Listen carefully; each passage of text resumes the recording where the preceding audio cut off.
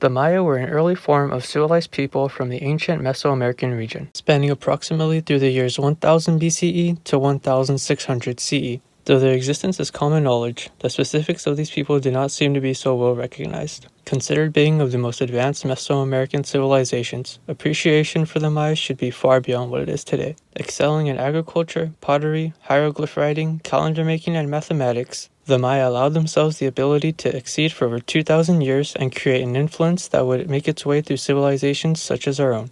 A legacy as complex as the Mayans is expected to have left behind accurate and accessible documentation of themselves. But instead we are left behind with not more than dilapidated structures, stone carvings, and paintings, all seemingly directed towards their own devotion. As frustrating as this may be, we have learned to dissect what we can and ultimately appreciate the Maya's faith. This presentation will focus on the beginning stages of the Maya and how their art and architectural relics intertwined with their spiritual beliefs.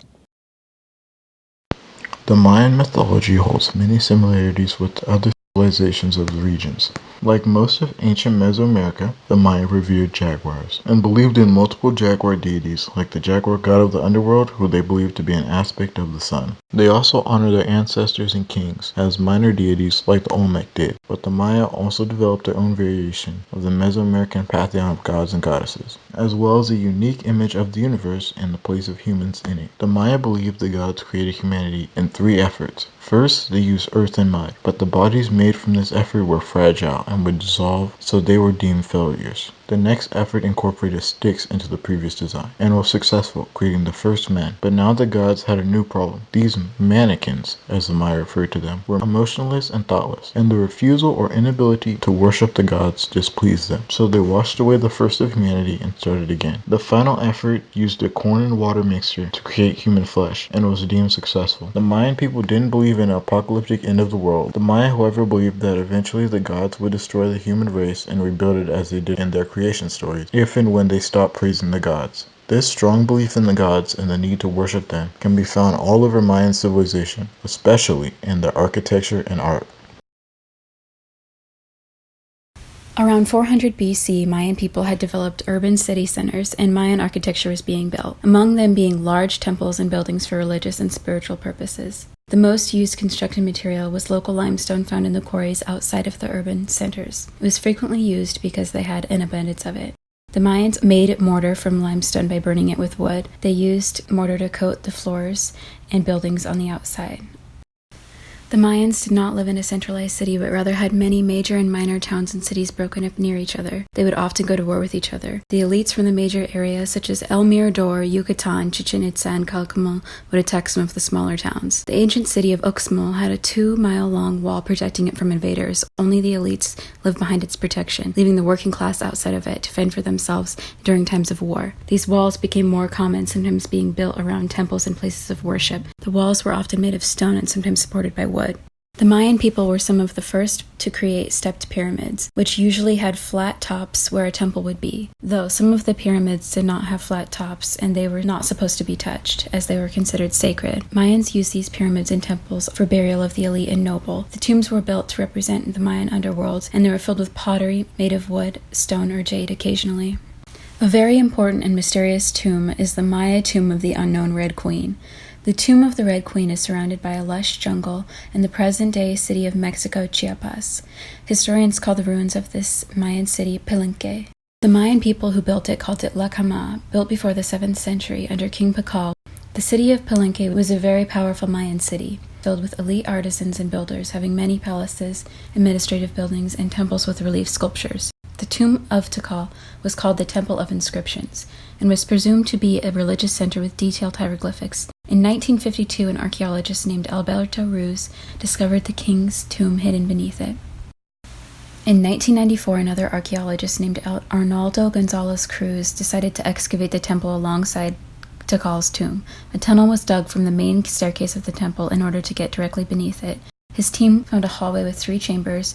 2 of the chambers were empty, but the largest chamber was closed off by a wall, so they drilled a hole to get a glimpse of what was inside. Once they saw it was a room of monolithic limestone with ceramic objects placed around it, they decided to open it. They were the first in 1,300 years to set foot in this tomb. Once inside, there were 2 skeletons they noticed on the ground. One was a young boy who was about 11 or 12 years old, seeming to have cuts and blows on his rib cage. The other skeleton was of a 30-year-old woman who had wounds both presumed to be part of a sacrificial ritual to accompany the queen to the afterlife. Once archaeologists opened the sarcophagus, they found the body, with the green funerary mask, was covered in red powder. The red powder was cinnabar or mercuric sulfide, which is a common pigment Mayans used in their art. The red color may have been considered sacred, representing the red of the rising sun, which symbolized resurrection and new life. She was regarded as the Red Queen because her identity is unknown. The Red Queen was between 50 or 60 when she passed, and was around 5 feet tall.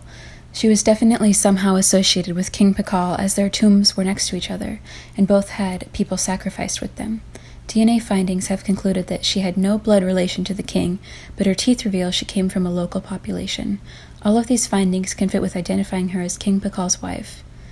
King Pakal's wife came to Palenque from another city to marry King Pakal in 626 AD. When archaeologists can locate the tomb of her sons, who were later rulers of Palenque, they can find DNA to match hers. The unknown Red Queen can finally have a name. Art for the Maya was spiritual in nature and used to appease and sincerely worship their numerous gods. Mayan artisans were well known for their use of jade, stucco, and obsidian, also for its signs of Olmec influences. In early Maya, an important deity such as the maize god had several stone arts and sculptures crafted after him due to his important connection to corn, a vital staple crop. One sculpture in particular of the maize god depicted him as a young person emerging from an ear of corn, with hair only atop his elongated head, adorned with jade jewelry. Jade, being a very precious stone, displays their respect and loyalty for the gods and hopes for agricultural fortune. Additionally, he has an elongated head, which was considered an attractive feature to the Mayans, so they likely viewed the maize god as visually appealing. During the classic Mayan period, the maize god was commonly sculpted with his mouth open and 2 teeth sticking out. Discovered within the large tomb of a ruler in Altunha, along with 40 other objects, the jade head of the sun god, Kinich Ahau, is an important priceless artwork with the current largest Mayan carved piece found. The jade carving bears crossed eyes, fang-like teeth on either side of its mouth, and the Ahau glyph on its forehead, symbolizing one of the most important deities in the Mayan pantheon, Kinich Ahau. However, Kinich Ahau was also referred to as the night sun, as during the night he was also known as the jaguar god of the underworld, which is likely why it was placed in a ruler's tomb. The underworld, also known as Xibalba, which translates to the place of fright, was a terrifying place where the dead had to face many trials and dangers. Useful items such as weapons, tools, weaving kits, precious goods like jade, sustaining food like chocolate, and dogs, real or pottery effigies, were buried or cremated with the dead to help their souls to survive the trials they faced. The jade head was likely placed in the buried tomb of the elite in order to aid them in their arduous ordeals of the underworld, or to appease the jaguar god if he happened to chance upon him.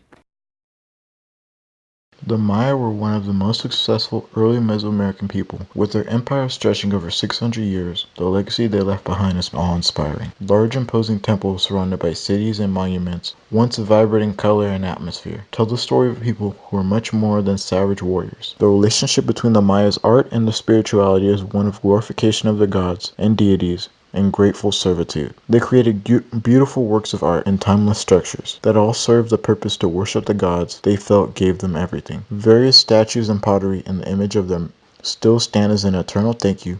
What makes the Maya so special is how much we know and can infer about this connection between the Maya spirituality and the medium they used to express it.